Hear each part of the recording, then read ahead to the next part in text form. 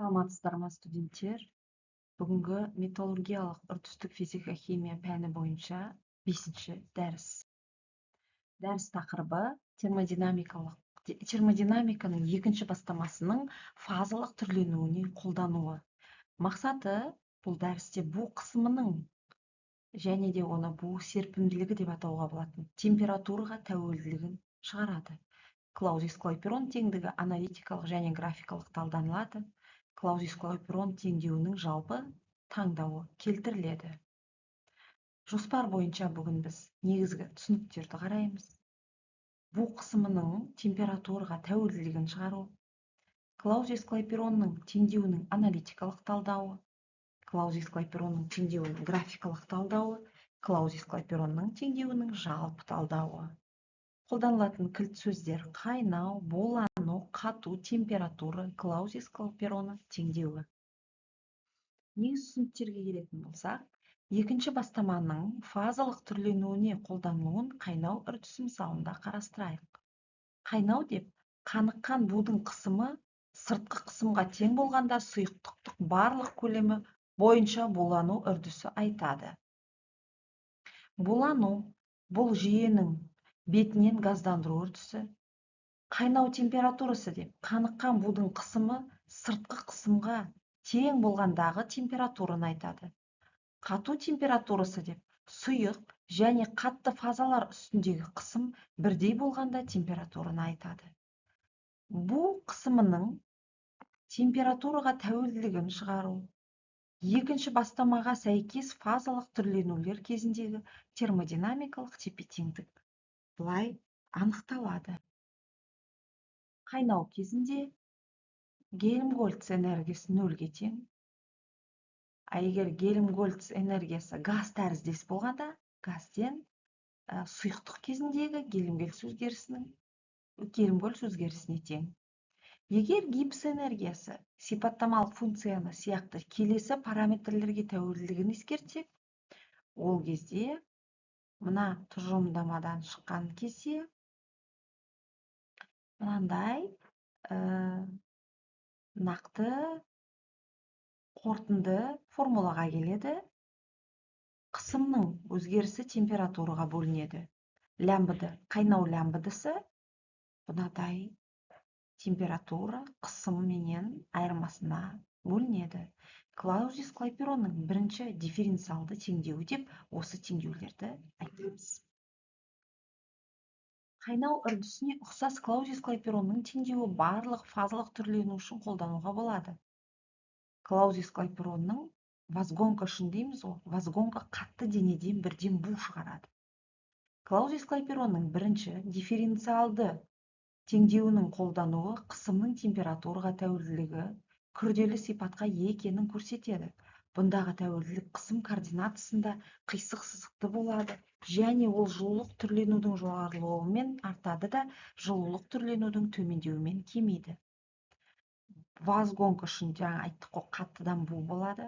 Ол кезде мынадай формула қолданамыз. Балқу үшін қатты дүниеден сұйықтық пайда болады, әрине температураның әсерімен. Бұл кезде мынадай формула қолданамыз. Фазалық түрлену үшін альфадан беттаға айналу үшін мына формуланы қолданамыз. Клаузис-клойперонның теңдеуінің аналитикалық талдауы. Аналитикалық талдау деп негізгі математикалық тәуелділікті математикалық ықшамдау арқылы алынатын тәуелділік талдауды айтамыз. Мысалы,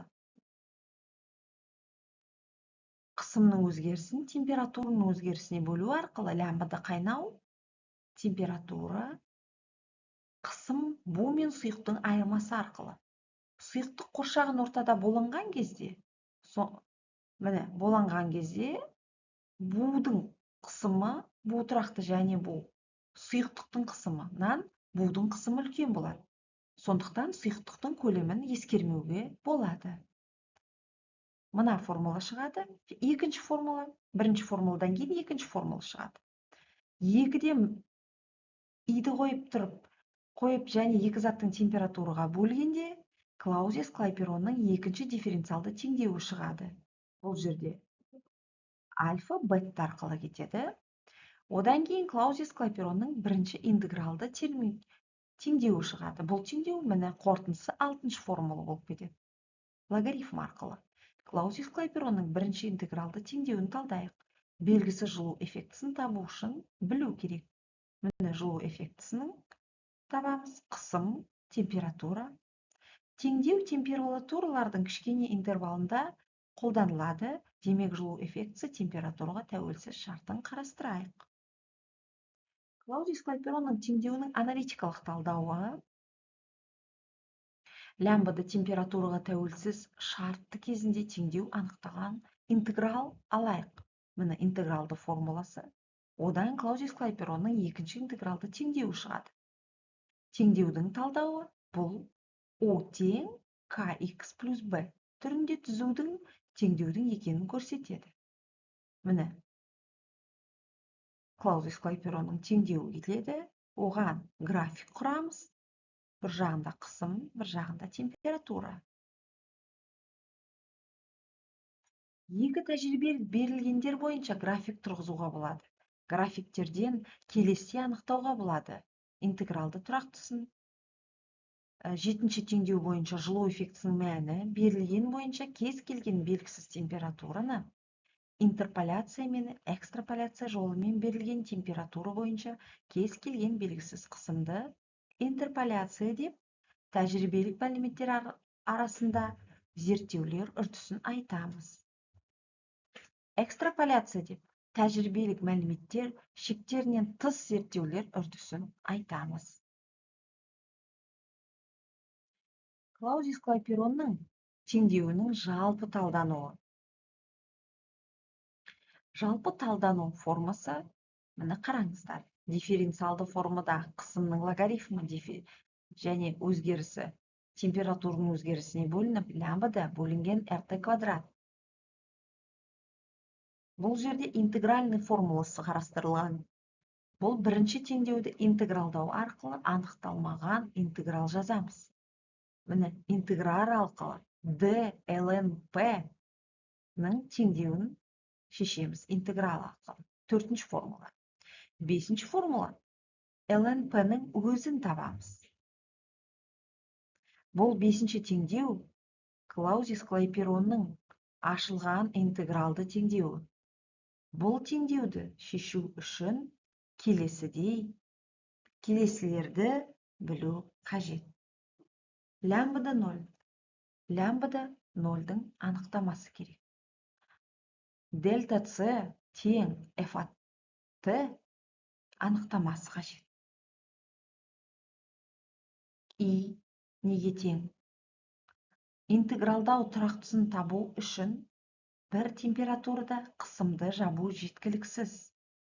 Тәжірибеде өткізу керек. Обязательно, міндетті түрде тәжірибе өткізуіміз қажет.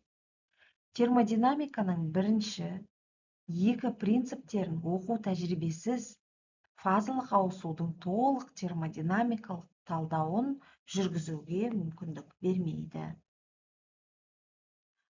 Құрметті студенттер, алдын ала айтқандай, барлық дәрістегі теориялық мәліметтерді біздер бақылау сұрақтарыменен бекітеміз. Мысалы, қайнау дегеніміз не? Қайнау температурасы қалай анықталады? Қату температурасы дегеніміз не? Булану мен қайнаудың айырмашылығы неде? Клаузис-Клайперон теңдеуі нені сипаттайды? Және де Клаузис-Клайперон теңдеуінің негізгі мағынасы қандай? Бұл теңдеу қай фазалық түрленулерде қолданылады? Клаузис-Клайперон теңдеуінің қандай шамалар арқылы анықталады? Вазгонка дегеніміз не? Балқу процесі қандай фазалық ауысуға жатады?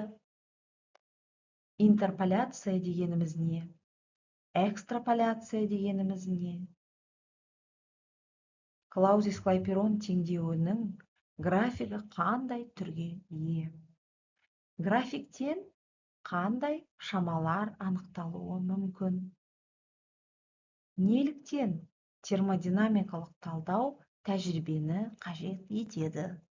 Бұлардың бәрін, бұл сұрақтарға жауаптың барлығын дәрісте қарап шықты.